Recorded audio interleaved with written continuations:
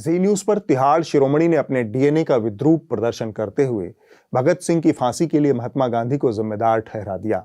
यही नहीं, उन्होंने एक काल्पनिक कथा भी सुनाई कि दरअसल गांधी जी चाहते ही नहीं थे कि भगत सिंह को माफी मिले, वो तो बस दिखावा कर रहे थे। तो ये चिट्ठी को जब आप पढ़ेंगे, पूरी भाषा जो है वो ऐसी है कि महात्मा गांधी चिट्ठी लिखना भी चाहते थे, लेकिन साथ ये भी चाहते थे कि अंदर ही अंदर उनकी इच्छा शायद ये रही हो कि इस चिट्ठी पर अंग्रेज सरकार पुनर्विचार ना करे, ताकि वो आगे चलकर ये कहें कि देखिए मैंने तो चिट्ठी लिख भी दी, चिट्ठी तो लिख दी लेकिन काम नहीं हुआ।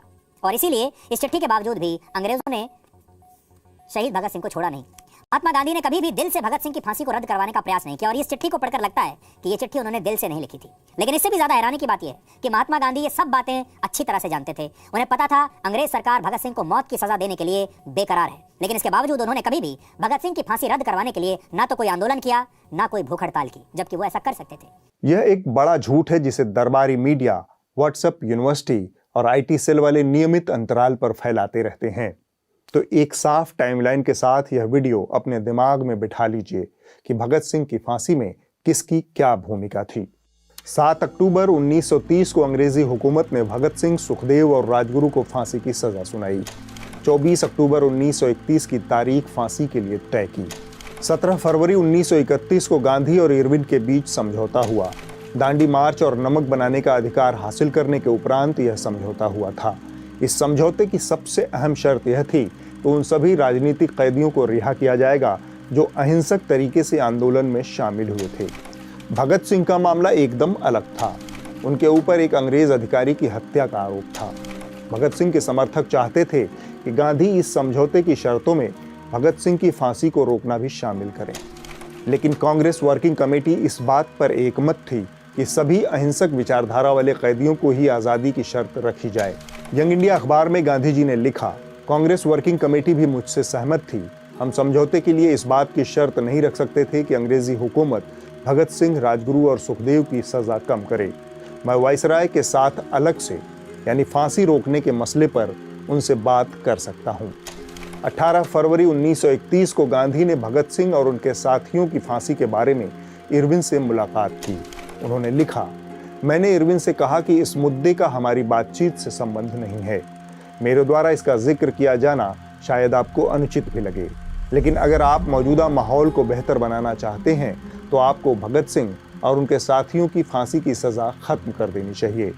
वायसराय को मेरी बात पसंद आई। उन्होंने कहा, मुझे खुशी है कि आपने इस तरीके से मेरे सामने इस बात को उठाया है। सज़ा कम करना मुश्किल होगा, लेकिन उसे फिलहाल रोकने पर विचार किया जा सकता है। इसके बाद इरविन ने ब्रिटिश सरकार को भेजी अपनी रिपोर्ट में कहा, गांधी चूंकि अहिंसा में यकीन करते हैं, इसलिए वो किसी की भी जान लिए जाने के खिलाफ हैं। उन्हें लगता है कि मौजूदा हालात में बेहतर माहौल बनाने के लिए ये सज़ा फिलहाल टाल देनी चाहिए। इस बीच गांधी जी भगत सिंह की फांसी रोकने के लिए कानूनी रास्ते भी तलाश रहे थे। 29 अप्रैल 1931 को सी विजय राघवाचारी को लिखी चिट्ठी में गांधी जी कहते हैं, इस सज़ा की कानूनी वैधता को लेकर जूरिस्ट सर तेज बहादुर ने वायसराय से बात की थी, लेकिन इसका भी कोई फायदा नहीं निकला। गांधी जी के सामने एक बड़ी परेशानी यह भी थी कि भगत सिंह खुद ही अपनी फांसी का विरोध या रोकने का कोई प्रयास नहीं कर रहे थे। भगत सिंह ने अपने पिता द्वारा ऐसी पहल का कड़ा विरोध एक पत्र लिखकर किया था।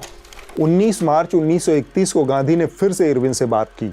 इरविन ने गांधी को सीधा जवाब दिया, फांसी की तारीख आगे बढ़ाना, वो भी बस राजनीतिक वजहों से सही नहीं होगा।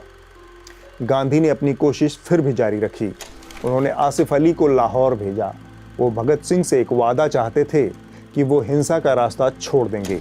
गांधी इसका हवाला देकर अंग्रेजों पर फांसी रोकने का दबाव बनाना चाहते थे, लेकिन आसिफ अली और भगत सिंह की मुलाकात नहीं हो सकी।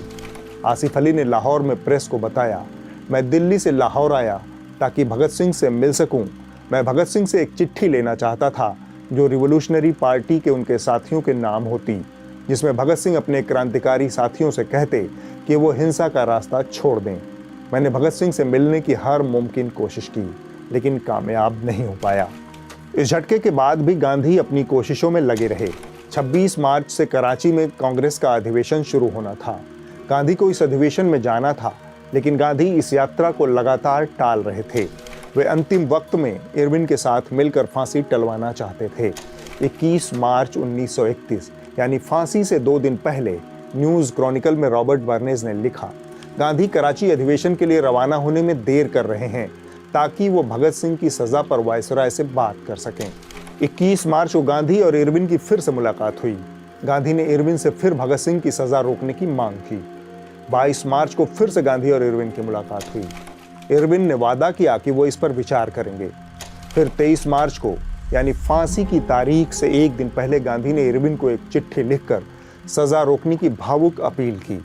इस अनौपचारिक चिट्ठी में गांधी जी कहते हैं, जनमत चाहे सही हो या गलत, सजा में रियायत चाहता है। जब कोई सिद्धांत दांव पर न हो तो लोकमत का मान रखना हमारा कर्तव्य हो जाता है। मौत की सजा पर अमल हो जाने के बाद तो वह कदम वापस नहीं लिया जा सकता। यदि आप यह सोचते हैं कि फैसले में थोड़ी सी भी गुंजाइश है तो मैं आपसे प्रार्थना करूंगा कि इस सजा को, जिसे फिर वापस नहीं लिया जा सकता, आगे और विचार करने के लिए टाल दें।